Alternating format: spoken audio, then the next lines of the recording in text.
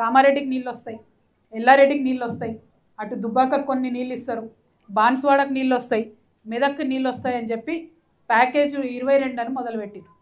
Package 22కు మొత్తం కావాల్సిన డబ్బు ఎంత అంటే 1446 కోట్లు. కానీ ఇప్పటి వరకు ఇచ్చింది ఎంత అంటే 450 కోట్లు.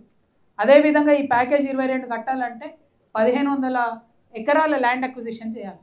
దాంట్లో 2వ వంతు కూడా ల్యాండ్ అక్విజిషన్ ఇంతవరకు చేయలేదు. అంటే నేను బాజాప్తా చెప్తున్నా, ఇక రేపటి నుంచి బీఆర్ఎస్ వాళ్ళు నా మీద కంపనూరు వేసుకొని ఉడతారు, అయినా చెప్తున్నా, కాళేశ్వరంతో కామారెడ్డి జిల్లాలో ఒక్కటంటే ఒక్క ఎకరానికి కూడా నీళ్ళు రాలేదు. ఇంతవరకు కామారెడ్డికి రాలేదు, నిజామాబాద్లో కూడా ఎక్కడ నీళ్ళు రాలేదు.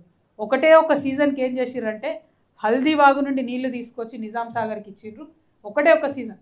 ఆ తర్వాత 4 ఏళ్ళు నిండా వర్షాలు పడ్డాయి, దాని అవసరమే లేకుండా పోయింది. అంతే తప్పితే ఈ కాళేశ్వరం ప్రాజెక్టుతోని లాభం జరిగింది కామారెడ్డికి లేదు, నిజామాబాద్కి లేదు.